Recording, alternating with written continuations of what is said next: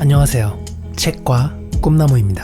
오늘은 장내 세균이 우리 건강에 미치는 영향에 대해 알아볼 텐데요. 먼저 알아보기 전에 식물이 지구상의 유일한 생명체였던 4억 5천만 년 전 과거를 먼저 알아야 합니다. 식물들은 곤충들이 나타나 자신들을 먹어치우기 전까지 약 9천만 년 동안 지구를 지배하며 살았습니다. 식물은 갑자기 힘든 시기를 보낼 수밖에 없었지만 곤충은 순순히 물러날 기미를 보이지 않았죠. 하지만 식물에는 햇빛을 다른 물질로 바꿀 수 있는 놀라운 능력이 있었습니다.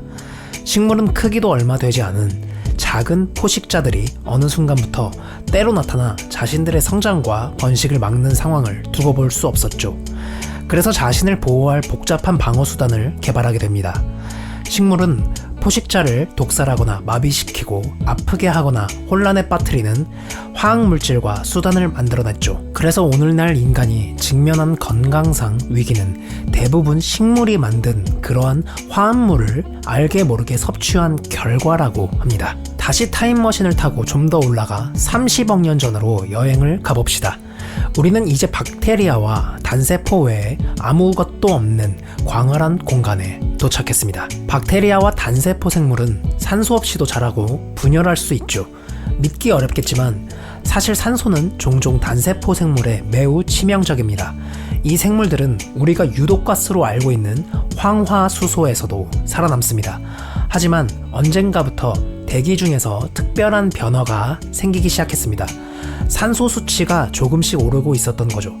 박테리아는 산소가 없는 조건에서 생육하는 성질인 혐기성 환경에서 진화했으므로 산소는 오히려 그들에게 치명적인 존재였습니다.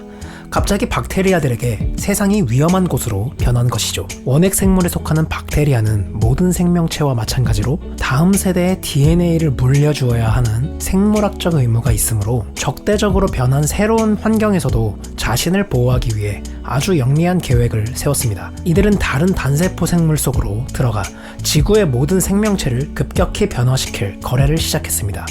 즉 박테리아는 음식과 보호막이 되어줄 안정된 집을 제공받는 대가로 그 집의 주인인 숙주세포가 기능하고 생존하는 데 연료가 되어줄 더 많은 에너지를 제공했습니다. 그 합의로 인해 조류, 균류, 식물 그리고 여러분과 저를 포함한 모든 동물의 세포를 구성하는 진화세포인 진핵세포가 생겨났습니다.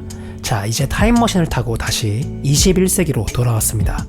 만약 좀 전에 말한 박테리아들이 오늘날 우리의 세포에도 존재한다면 어떤가요? 속담처럼 진실은 종종 허구보다 낯섭니다. 미토콘드리아는 그 박테리아가 바로 우리가 먹는 음식과 산소를 사용해서 모든 세포에 필요한 에너지를 만듭니다. 하지만 수십억 년 전에 모든 박테리아가 단세포 생물들과 같은 거래를 한 것은 아닙니다.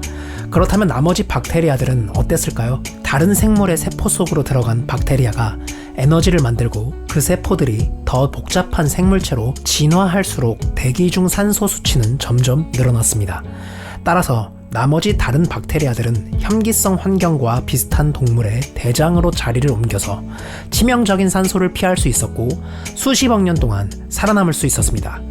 박테리아가 지구의 산소를 피해 안전하게 살기 위해 사실상 인간을 포함한 모든 동물의 몸속에 있다는 겁니다. 그렇다면 이것들이 장수와 무슨 관계가 있을까요? 우리 몸은 박테리아가 살아가는 집이기 때문에 우리의 운명은 그 박테리아들의 운명에 달려 있습니다. 우리 몸을 이루는 세포의 90%는 인간 세포가 아닙니다. 나머지 90%는 우리 몸 안팎에 사는 박테리아와 바이러스 곰팡이 기생충의 세포로서 일반적으로는 미생물군 유전체로 불리며 홀로바이옴 세포로 이루어져 있습니다. 따라서 우리가 얼마나 오래 살지는 고대 유기체의 운명에 달린 것이죠. 우리 몸 안에는 나쁜 세균과 좋은 세균들이 번식하고 있습니다. 몸속에 좋은 세균이 다양하게 많이 살수록 우리들이 건강하게 오랫동안 젊음을 유지할 수 있는 것이죠. 한마디로 나쁜 세균은 굶겨 죽이고 좋은 세균은 번식에 필요한 좋은 음식을 많이 먹여서 우리 몸에 좋은 세균을 많이 번식하게 하면 건강해진다는 것이 이 영상의 핵심입니다. 그렇다면 나쁜 세균이 좋아하는 음식은 무엇이 있을까요? 바로 설탕인데요. 나쁜 세균은 단당류를 아주 좋아하며 주로 그것을 먹고 삽니다. 좋은 세균은 성장과 번식을 위해 다당류라는 복합 설탕 분자가 필요하지만 나쁜 세균은 우리 입으로 매일 들어오는 단순 당을 먹고 자랍니다. 바로 설탕이 건강과 장수의 절대적 재앙이 될 수밖에 없는 주된 이유라는 것이죠. 설탕 대체제도 다를 바 없습니다. 인공 감미료는 좋은 세균을 죽이고 나쁜 세균을 증식시킵니다. 믿기 힘들겠지만 듀크 대학교는 인공 감미료인 스플렌다 한 봉지가 정상적인 장내 유익균을 50%나 죽인다는 연구 결과를 입증했죠. 단 음식을 너무 많이 먹으면 좋은 균을 굶어 죽게 하고 나쁜 균은 오랫동안 무럭무럭 자라게 할 것입니다. 심지어 과일에 들어있는 당분인 과당도 미토콘드리아를 죽이는 도구로 밝혀졌습니다. 우리 몸에 해롭기는 마찬가지라는 거죠. 그렇다면 장내 유익균이 많이 번식할 수 있도록 어떤 음식을 먹어줘야 할까요? 대표적인 음식이 바로 견과류와 엑스트라 버진 올리브유인데요. 우선 견과류는, 특히 나무에서 나는 견과류는 항암 효과가 뛰어납니다.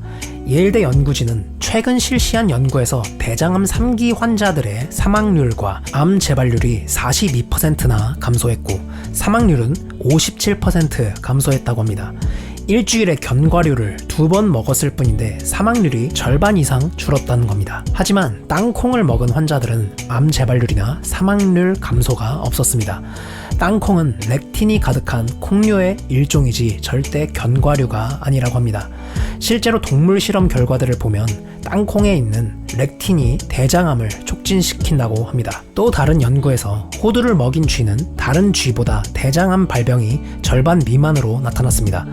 그래서 견과류를 드실 거면 호두, 마카다미아, 파스타치오, 잣, 헤이즐넛, 밤 등을 드시길 권장합니다. 두 번째로 엑스트라 버진 올리브유는 치매나 다른 신경질환 발병률을 극적으로 낮추는 음식이랍니다. 엑스트라 버진 올리브유는 폴리페놀 성분이 많아서 항염증 효과가 큽니다.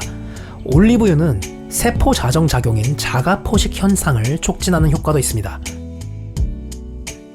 암세포는 당분을 먹고 삽니다. 암세포는 일반 세포보다 성장하고 분열하는데 최대 평균 18배나 많은 당분이 필요하죠. 따라서 암세포를 굶겨 죽이기는 아주 쉽습니다. 암세포는 아주 많은 양의 당분 없이는 성장하고 살아남을 수 없다는 거죠. 일반적인 서구식 식단은 언제나 암세포 성장을 촉진합니다. 암세포는 과일에 들어있는 과당을 아주 좋아합니다. 과거 우리는 1년 중 특정 시기에만 소량으로 과일을 섭취했습니다. 듀크 대학 연구진은 과당 수치가 높을 때 대장암 세포가 이를 이용해 간으로 전이된다는 사실을 입증했습니다. 그리고 동물성 지방이 많은 식단은 암세포에 대항하는 자연스러운 방어 기제가 활동하지 못하도록 방해한다고 합니다. 오늘은 장내 유익균이 얼마나 중요한가에 대해 이야기를 나누어 보아야 하는데요. 이 내용이 더 궁금하신 분들은 스티븐 건드리 박사의 오래도록 젊음을 유지하고 건강하게 죽는 법이라는 책을 강력 추천드립니다. 이 책을 읽어보시면 더욱 자세한 식습관과 장내 유익균이 좋아하는 음식과 장내 유해균이 좋아하는 음식의 종류, 그리고 생활 습관 등 더욱 자세한 내용을 얻어가실 수 있을 겁니다. 지금까지 책과 꿈나무였습니다. 이 영상이 마음에 드셨다면 구독, 좋아요, 알림 설정 정중히 부탁드립니다. 감사합니다.